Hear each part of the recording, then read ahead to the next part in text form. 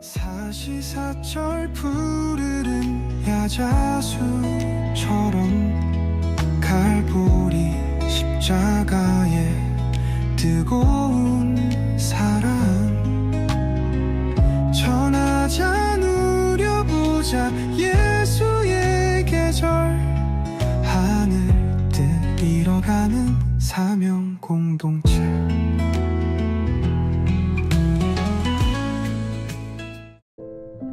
오래 참으면 관원도 설득할 수 있나니 부드러운 혀는 뼈를 꺾느니라. 너는 꿀을 보거든 조카리만큼 먹으라. 과식함으로 토할까 두려우니라. 너는 이웃집에 자주 다니지 말라. 그가 너를 싫어하며 미워할까 두려우니라. 자기의 이웃을 쳐서 거짓 증거하는 사람은 방망이요 칼이요 뾰족한 화살이니라. 환난 날에 진실하지 못한 자를 의뢰하는 것은 부러진 이와 위골된 발 같으니라. 마음이 상한 자에게 노래하는 것은 추운 날에 옷을 벗음 같고 소다 위에 식초를 부음 같으니라. 내 원수가 배고파하거든 음식을 먹이고 목말라 하거든 물을 마시게 하라. 그리하는 것은 핀숯을 그의 머리에 놓는 것과 일반이요 여호와께서 내게 갚아주시리라. 샬롬, 반갑습니다. 오늘은 왜 나는 다른 뺨을 돌려대야 하는가 라는 제목으로 함께 하나님의 말씀 나누겠습니다. 복수는 본능이지만 하나님의 길은 다르다는 것을 우리가 알아야 합니다. 우리는 억울한 일을 당하면 즉각적인 보복을 원합니다. 누군가 우리를 모욕하거나 해를 가하면 우리도 똑같이 대갚아주고 싶어 합니다. 하지만 예수님은 그 길을 따르지 않으셨고 우리에게도 그렇게 하지 말라고 가르치십니다. 예수님은 마태복음 5장 39절에서 말씀하십니다. 나는 너희에게 이르노니 악한 자를 대적하지 말라. 누구든지 내 오른뺨을 치거든 왼쪽도 돌려대며. 왜 나는 다른 뺨을 돌려대야 하는 것입니까? 첫 번째는 예수님이 그렇게 하셨기 때문입니다. 예수님은 십자가에서 온갖 조롱과 폭력을 당하셨지만 단 한 번도 저주하거나 대항하거나 보복하지 않으셨습니다. 오히려 아버지 저들을 용서해 주십시오 하고 기도를 드렸습니다. 둘째는 원수를 용서할 때 하나님께서 일하시기 때문입니다. 우리가 원수를 사랑할 때 하나님께서 우리의 편이 되어 주십니다. 여호와께서 내게 갚아 주시리라 말씀하셨습니다. 셋째는 우리는 예수님의 제자이기 때문입니다. 세상의 방식과 예수님의 방식은 다릅니다. 세상의 방식이 보복이라면 예수님의 방식은 사랑이다 하는 것입니다. 예수님의 제자로서 우리는 세상과 다른 방식으로 살아야 합니다. 질문의 힘 살펴보겠습니다. 첫 번째는 요한복음 15장에 따르면 같은 말, 다른 상황이 있습니다. 우리는 박해를 기대해야 합니까? 그 이유는 무엇입니까? 요한복음 15장 20절에서 21절에 보니까 내가 너희에게 말한 것을 기억하라. 종이 주인보다 더 크지 못하니라. 사람들이 나를 박해하였은즉 너희도 박해할 것이요 내 말을 지켰은즉 너희 말도 지킬 것이라. 그러나 사람들이 내 이름으로 말미암아 이 모든 일을 너희에게 하리니 이는 나를 보내신 이를 알지 못함이라. 우리가 하나님 말씀대로 살려고 하면 세상으로부터 박해를 받는 것을 당연하게 생각해야 합니다. 예수님은 제자들에게 박해는 우리가 세상 가운데 살아갈 때에 피할 수 없는 현실이라고 말씀하셨습니다.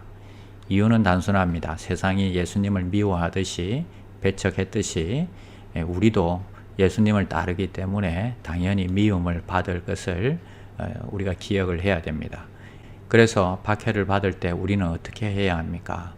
먼저 놀라지 말라 하십니다. 베드로전서 4장 12절에 사랑하는 자들아 너희를 연단하려고 오는 불시험을 이상한 일 당하는 것 같이 이상히 여기지 말라라고 하셨습니다. 그리고 오히려 기뻐하라 했습니다. 마태복음 5장 11절에서 12절에 나로 말미암아 너희를 욕하고 박해하고 거짓으로 너희를 거슬러 모든 악한 말을 할 때에는 너희에게 복이 있나니 기뻐하고 즐거워하라. 하늘에서 너희의 상이 큼이라 했습니다. 우리는 하늘의 상을 기대하며 기뻐할 수 있습니다. 그리고 하나님을 의지해야 합니다. 이사야 41장 10절에 보니까 두려워하지 말라. 내가 너희와 함께 함이라 하셨습니다. 아무리 세상의 박해 속에서도 하나님께서 우리와 함께 하신다면 우리는 걱정할 것이 없습니다. 하나님이 오늘 여러분들과 함께 하실 것입니다. 그래서 박해는 그리스도인의 삶의 일부라는 것을 우리가 기억하고 살아가야 하겠습니다. 두 번째 질문은 구원의 선물과 관련하여 다른 사람이 나에게 악으로 대하면 나도 악으로 대해야 된다는 생각에 결코 안주해서는 안 되는 이유가 무엇입니까? 구원은 우리의 공로로 이루어진 것이 아닙니다. 하나님의 은혜의 선물이다 하는 것입니다. 우리가 무언가를 열심히 한 것이 있다면 억울하겠지요. 그래도 하나님의 은혜로 우리가 구원받은 것을 알기 때문에 세상은 눈에는 눈, 이에는 이라고 복수의 논리를 이야기하지만 우리는 주님을 닮아가는 자로서 하나님의 자녀임을 증명해야 될 기회로 보는 것입니다. 그래서 악을 선으로 이기는 것이 하나님의 뜻입니다. 로마서 12장 21절에 보니까 악에게 지지 말고 선으로 악을 이기라 했습니다. 악을 악으로 갚는 것이 아니라 선을 이길 수 있는 하나님의 뜻이 이루어진 것입니다. 우리의 용서와 행동을 통해서 하나님의 사랑과 은혜가 드러나게 되는 것입니다. 세 번째는 우리는 율법 아래 있지 않고 은혜 아래에 있습니다. 용서는 그리스도를 따르는 삶에서 나의 지침이 되어야 합니다. 정말 그런 것 같습니다. 용서는 예수님을 따라가는 삶의 방식입니다.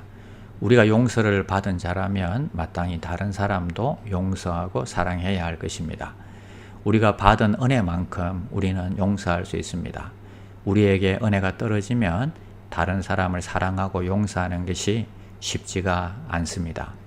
그래서 용서는 율법 아래 사는 것이 아니라 이미 은혜 가운데 우리가 살고 있다는 삶의 모습을 보여주고 있습니다.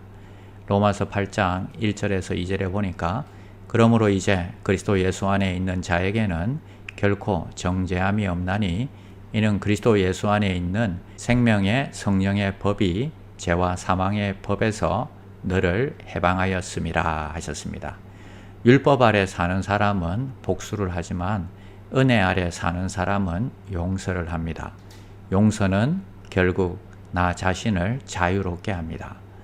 마태복음 11장 28절에서 수고하고 무거운 짐진 자들아 다 내게로 오라 내가 너희를 쉬게 하리라 하셨습니다.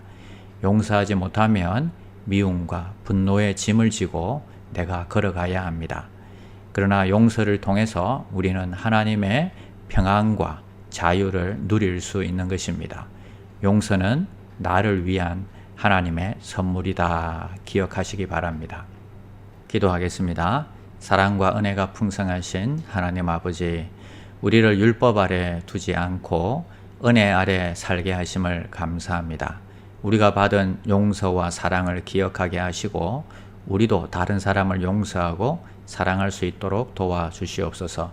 우리의 감정보다 크신 하나님의 은혜를 더 의지하게 하시고 모든 것을 주님께 맡기며 살아가게 하여 주시옵소서. 예수님을 닮아가는 삶을 살게 하시고 오늘도 우리와 함께 하시며 우리의 마음을 다스려 주실 줄 믿으며 예수님의 이름으로 기도드립니다. 아멘. 나는 죽었습니다. 제가 주인이 아니고 예수님이 저의 주인이십니다. 예수님은 십자가에서 죽으시고 부활하셨습니다. 부활하신 예수님을 가슴으로 만나서 따라가며 간증합니다. 사랑하는 가족과 함께 영광스러운 승리를 노래합니다.